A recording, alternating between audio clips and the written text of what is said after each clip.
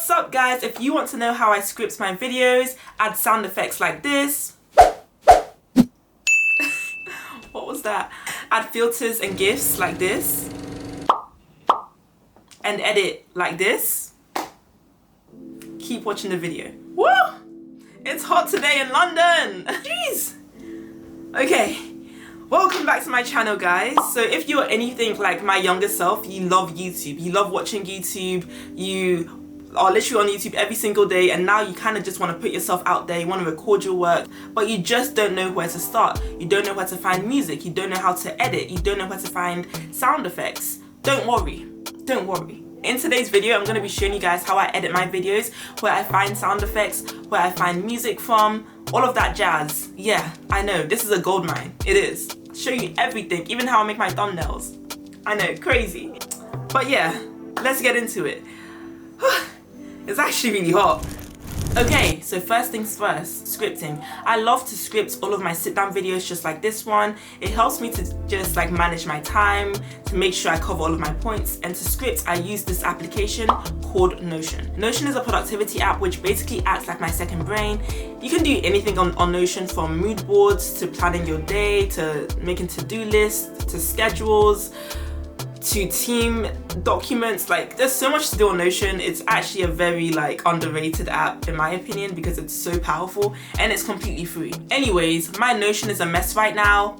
I'm still trying to learn how to use it. There is a learning curve, but it's not that hard, especially when there's so many tutorials on YouTube on how to use Notion. I would definitely recommend it for scripting videos. Anyways, when we come into my Notion, I have a tab called YouTube Ideas.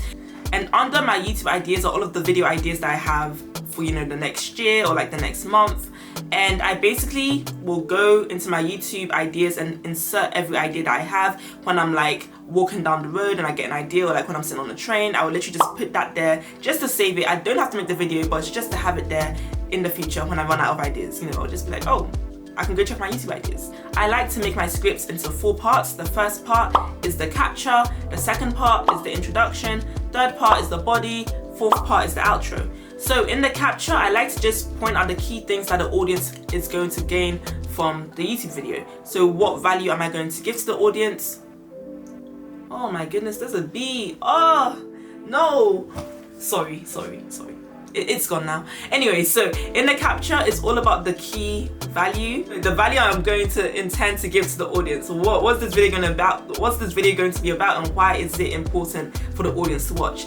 And then I move on to the introduction. So the introduction is basically me showing a bit of my personality, introducing my video, kind of going into, you know, why you should watch this video, what this video is going to entail. It's different from the capture because the capture is just kind of giving you like that quick fire facts as to why you need to watch this video. But the introduction is kind of like just showing your personality a bit more, kind of like just giving a welcome to your audience and just kind of trying to persuade them to keep watching the video. Then we go into the body. Now the body is really the meat of my video. In the body, I will basically go into what I want the video to be about. I will condense every part of the video into that body. So for example, in this video, it's going to be looking at how I script. It's going to include things like how I edit. It's going to include things like how I record. And inside that part, every individual let's think of it as like adding semi-titles into a main title. So the body's like the overarching title, and then I have a semi-title for everything. So semi-title for scripting, semi-title for editing, semi-title for filming, and underneath each semi-title will be the bullet points that I would like to cover underneath, you know, that theme, if that makes sense. You know, you can see it on my Notion. And finally, we have the outro. So the outro is basically where I would like to say thank you, you know, thank everyone who's watched to that point of the video, and, you know, maybe remind the audience to subscribe. And that's pretty much how I script my video. Okay, so filming. What do I use to film my videos? Well, right now I'm recording on the Sony a7S III, but if you are just starting YouTube, do not get a very expensive camera. I love photography, I love cinematography, that's why I invested in a Sony a7S III, but it's very pricey, and I would recommend for anyone starting YouTube to really just start using a smartphone. I know when I first started YouTube, I was using the iPhone 6 and then I moved to the iPhone 11, and that's what I sometimes use to even film some vlogs. They have very good quality. You don't need anything more than that. They are good enough to make YouTube videos. They can film at 1080p and sometimes even at 4K. And I just think that this is perfect for someone who's trying to get used to speaking to a camera, who's trying to get used to posting consecutively, and just trying to become consistent in making content. So I think phones are perfect to start off with. You just need to learn how to work with natural light, how to work with stabilization using a tripod, and honestly, you're gonna make amazing content. However, if you still want to get a camera, well, I would recommend the Canon 750D. This was my first ever camera, and this camera was like amazing. This is the first camera I got. I got it when I was 17. I paid for it, my first tech purchase. I felt like a baller, trust me. I thought I was the girl. Like, I was like, I am really her. But yeah, this camera has served me well. I still use it here and there. The quality is amazing. It can record up to 1080p, I believe, and it can record 50 frames per second for that slow motion footage at 720p. You might be like, that's not good, but it's good enough. It's good enough. Not too heavy for a DSLR, and it has this flip screen, which is why I actually got it. So it flips outside like this. I have had so much fun with this camera. I've had so many photo shoots with this camera. I've done some professional work with this camera as well. It's very good. And the lens I have on here is the starter kit lens. It's the 18 to 55mm. So if you go back to like my old videos, this is the camera I was using when I was not vlogging. This was the camera that I would be using, and I'm going to insert, you know, some of those videos throughout this video so you can actually see what I mean by the quality. Okay, in terms of vlogs, I now use the Canon G7X Mark II. It's incredible. It has great low light performance. It's very lightweight. I pair it with my Joby 3K tripod. So it looks something like this. Yeah, this is how I look when I'm vlogging. You know, this is why I hate the Joby, because how dare you? It's okay though, we can just pop it back in. Yeah, anyways, so this is the Joby 3K tripod, and this is the G7X Mark II. And so this is how I look like when I'm vlogging. It's not too it's not too big, it's not too invasive, and this is how the quality looks like on the camera. It's pretty good.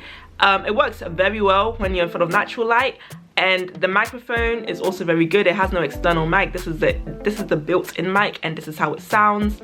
So yeah, definitely recommend this vlogging camera for someone who wants to get into vlogging.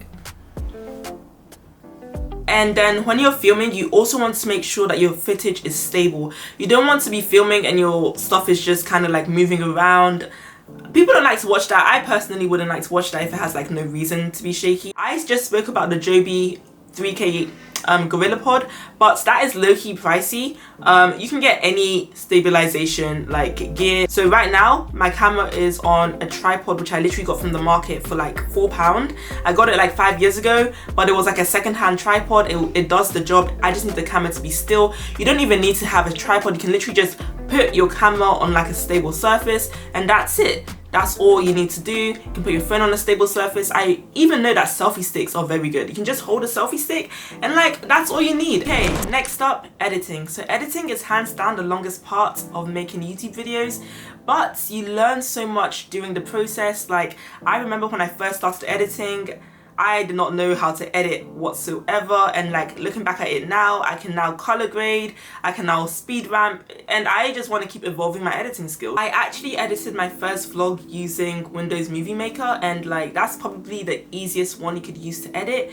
I personally now use Davinci Resolve, and it's super easy to download. It's completely free, and I'm going to show you how to download it right now. Type in Davinci Resolve in your browser, click on the first link, and you're going to want to scroll down. So they have two versions. They have the paid version and they have the free version. If you're struggling like me, you're going to want to click the free version until you can afford the full version later on. And Davinci Resolve is a super powerful editing software. I know it looks very daunting when you first get it, but it really isn't that difficult. Let me show you. We're going to click on Davinci Resolve, then you're going to see Untitled Projects. Click on that. Right, so there are loads of different tabs at the bottom, but go straight onto the Edit tab, which is this one right here.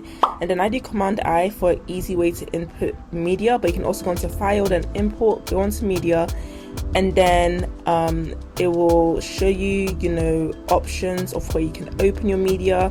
So I go straight to my hard drive, which is Lady, and then I will find where my video is stored. So, go straight to that. I'm going to now import a specific video. So video 616, open that. You don't have to change the frame rate, but I recorded in 60 frames per second, so I'm going to change it. Alright, so now your media should be in the media pool.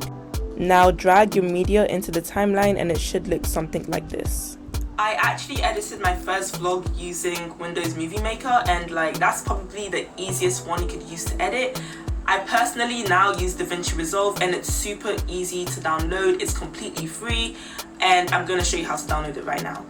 So instead of stopping the recording every time I pause or every time I stop speaking, I keep the camera rolling, and then when I edit, I will cut that section that I paused out of the video using the blade tool. You can use Command B as a shortcut, or you can just use the blade tool and click on it to remove the section. Let's edit this video right now, for example.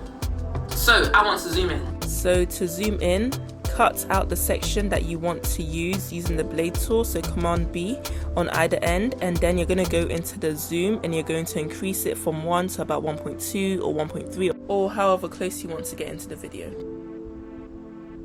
So I want to zoom in, and now I want to zoom out. To zoom out, we're doing the exact same thing, just the reverse. We're going to cut again, and then we're going to decrease this time the zoom from 1 to 0.8 or even further down based on how far you want to zoom out on the video. And now I want to zoom out.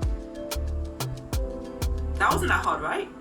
Okay, now let me show you how to add sound effects, music and filters to really advance your video. Hey guys, so there are two ways in which I download sound effects. First, you can go onto this website. It's called Free Sound. You have to make an account, but when you do that, you can just type in the sound that you want, you download it. It should go straight into your downloads folder, and so you're going to open that download folder up. It should be over there, and then me personally, I like to save all of my sounds into a folder called YouTube sound effects, and so that's what I'm going to do right now. So eventually you're going to have a whole library full of sound effects. Alternatively, you can screen record directly on your phone. So go onto YouTube, I will type in the sound effects, and then I'm going to screen record the sound like this. Okay, cool. Now I'm going to go onto my photos and airdrop this video to my MacBook Pro. To insert GIFs, we're doing the same method. So we're going to type in Giphy, which is where I get my GIFs from. Then we can use this Michael Scott meme, for example. Right, you're going to click on it, and then you're going to screen record it. Furthermore, if you scroll down, you'll see other memes that you can use. You can also click on them and screen record them, or you can search up for any GIFs that you want. But yeah, I usually would just screen record it, and then I will crop it in Davinci Resolve when I insert it on my video. So I personally love to add light leaks to my videos for transitions or to add to the style of the image, and this is how I achieve it. I will usually go on YouTube and search up an overlay. So in this case, it's the film burn overlay, and then I'll click on it, I will screen record it, bring it back into Davinci Resolve, crop it to fit its size. I'll place it on top of the image or the video, and then you want to go onto the video, you want to click onto it, and then you want to go into composition mode. Scroll all the way down, you will find an option known as screen, and when you click on screen, you have an image like this. You can do the same effect with any other green screen or any other overlay. I like to use this channel especially for overlays and light leaks. Okay, so for music, it's a bit techy. You have to be kind of cautious when you're choosing YouTube music, but to be safe, most of the time you can get your free royalty music from Audio Library, which is basically a channel that is made to give music to content creators. Sometimes you might have to reference or link the music that you're using just to advocate for the artist. But yeah, Audio Library is a great source to get music from, or you can go directly onto YouTube Studio and get music from there. I also use Epidemic Sound, which is a paid subscription service where you can also get music. There's a free trial for 30 days, so it's worth checking out. Even if your trial expires and you don't want to pay for it, you can still use the music, but you will get a copyright claim. It's not a strike, that's different. but you can also pay for that. My last tip to get music is to go onto SoundCloud and to download music directly from there. However, sometimes this can be copyrighted music, but I like to use someone called Austin Mark. He has amazing music and he shows up a lot in like my old vlogs.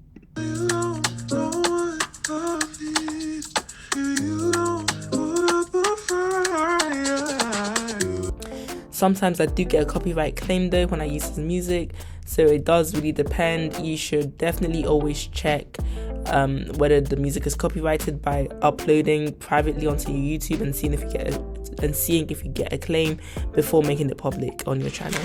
So you finally finished editing, your video is done, but you're not. You need to make a thumbnail.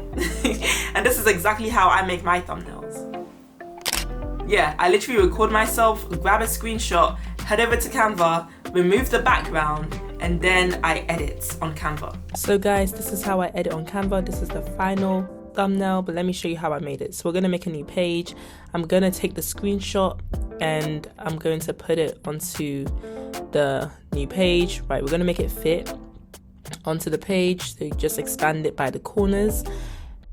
And then what I like to do is remove the background. You can only do this on Canva Premium, but there is a free trial for 30 days, which is really cool. If you don't want to do that though, you can use a free background remover called Remove BG online. Okay, so now that the background is gone, we are going to copy this image and then we're going to paste it on top of the original image. I like to then outline the picture that I just pasted on top. I would usually go in with a white outline just to make it stand out, and then I will reduce the size of the outline. Okay, cool. So now we need to make the background a bit blurry because we want the main part of the photo to stand out. So that's what I'm going to do.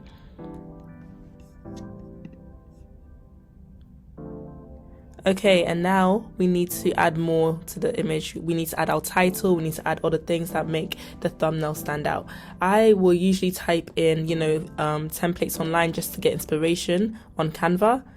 And I like to use this ripped paper effect. So as a frame, I would just put it on the side of my photo.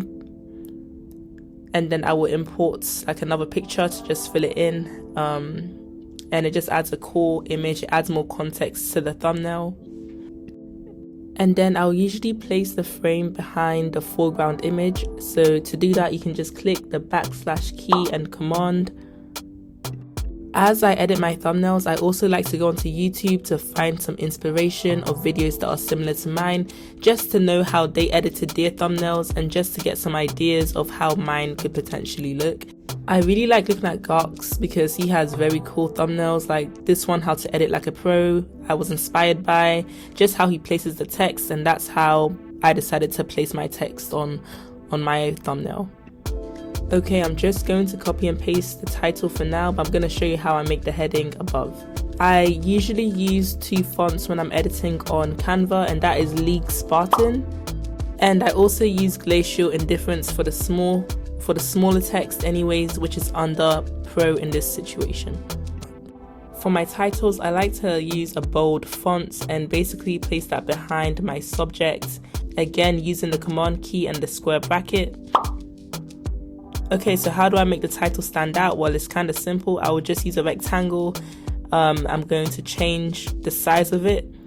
I'm going to place it behind the text. Well, I'm going to first make sure it's the right size. I'm going to change that to black. Now that I changed the color, I'm going to change the transparency, and then we're going to put that behind the text just so it can make it stand out.